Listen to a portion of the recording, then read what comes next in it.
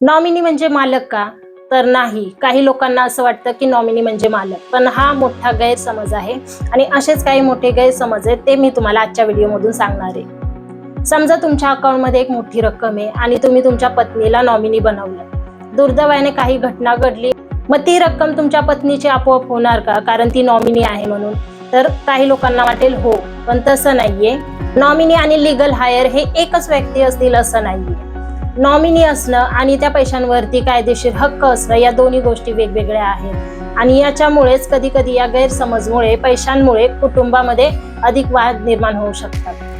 म्हणून आजच्या व्हिडिओमध्ये आपण आज हे असे काही कोणते गैरसमज आहेत ते बघणार आहोत. नमस्कार, मी विशाखा पवार आणि तुम्ही बघत आहात नव्या युगाचा मंत्र.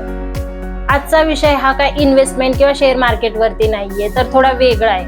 तुम्ही आयुष्यभर पैसे कमवता, बँक अकाउंट ओपन करता, इन्शुरन्स घेता, FD करता किंवा म्युच्युअल फंड मध्ये गुंतवणूक करता, पण सर्वात महत्त्वाचं म्हणजे एक गोष्ट विसरली जाते, ती म्हणजे नॉमिनी अपडेट. आणि त्यापेक्षा पण महत्त्वाचं की नॉमिनी म्हणजे नेमकं काय, तर आपण सोप्या भाषेत समजून घेऊया. नॉमिनी म्हणजे मालक का? तर नाही. हा मोठा गैरसमज आहे. नॉमिनी म्हणजे व्यक्तीच्या मृत्यूनंतर संबंधित फायनान्शियल इन्स्टिट्यूशन कडून पैसा किंवा मालमत्ता ही क्लेम करण्यासाठी किंवा स्वीकारण्यासाठी नोंदवलेली व्यक्ती असते.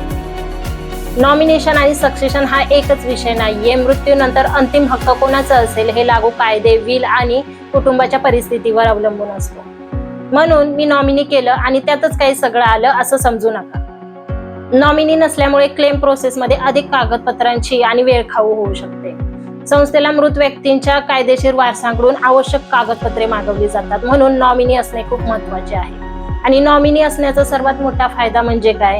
क्लेम प्रोसेस लवकर होण्यास मदत होते. तिसरा गैरसमज काय आहे? एकदा नॉमिनी केलं की आयुष्यभर तीच राहील असं नाही. तुमच्या आयुष्यामध्ये परिस्थिती ही बदलू शकते. लग्न झालं, मुलं झाली किंवा कुटुंबामध्ये परिस्थिती बदलली किंवा तुम्हाला नॉमिनी बदलायचा असेल, म्हणून तुमच्या bank account, FD, insurance, mutual fund इत्यादींमधील नॉमिनेशन हे वेळोवेळी तपासणे आणि गरज असल्यास अपडेट करणे खूप महत्त्वाचे आहे. चौथा गैरसमज काय आहे की प्रत्येक इन्व्हेस्टमेंटमध्ये नॉमिनेशनची प्रक्रिया ही एकसारखीच आहे असं लोकांना वाटतं, पण तसं नाहीये. प्रत्येकाची प्रक्रिया आणि नियम हे वेगवेगळे आहेत. Bank account, FD, insurance, mutual fund यांच्यामध्ये नॉमिनेशनची प्रक्रिया आणि नियम हे वेगवेगळे असू शकतात. म्हणून फक्त बँक अकाउंटमध्ये नॉमिनी आहे म्हणून माझं सगळं नॉमिनेशन कंप्लीट आहे असं समजू नका.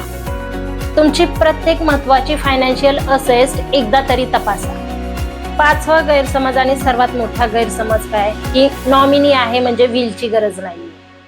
नॉमिनी आणि विल हे दोन्ही वेगवेगळे विषय आहेत. नॉमिनी मुख्यतः institution level claim transfer process मध्ये भूमिका बजावते आणि विल तुमच्या मृत्यूनंतर तुमच्या मालमत्तेची तुमच्या इच्छेने कायदेशीर मांडणी करण्यासाठी महत्त्वाची ठरू शकते.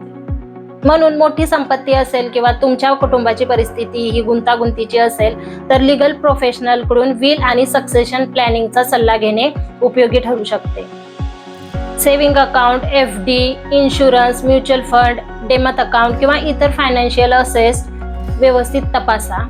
नॉमिनी कोण आहे, नाव बरोबर आहे का, मोबाईल नंबर किंवा इतर तपशील आवश्यकतेनुसार अपडेट आहे का, आजच्या परिस्थितीनुसार नॉमिनेशन योग्य आहे का, आणि कुटुंबाला तुमच्या फायनान्शियल असेट्सची माहिती आहे का, ह्या सर्व गोष्टी तपासून घ्या. पैसा योग्य पद्धतीने योग्य व्यक्तीपर्यंत पोहोचवणे, ती व्यवस्था करणे हा पण एक फायनान्शियल प्लॅनिंगचाच भाग आहे. आजच तुम्ही तुमच्या फायनान्शियल अकाउंट्स मधील नॉमिनेशन तपासा, कारण नॉमिनी असणे आणि मालकी हक्क असणे ह्या दोन्ही गोष्टी वेगवेगळ्या आहेत. आणि सर्वात महत्त्वाची टिप सांगते, नॉमिनी आणि सक्सेशनचे काही कायदेशीर परिणाम असेट टाईप हे लागू नियमांनुसार बदलू शकतात. त्यामुळे मोठ्या आणि गुंतागुंतीच्या मालमत्तेसाठी क्वालिफाईड लीगल किंवा फायनान्शियल प्रोफेशनल कडून सल्ला घ्या. आणि माझा व्हिडिओ आवडला असेल तर माझ्या व्हिडिओला लाईक करा, शेअर करा आणि सबस्क्राईब करा.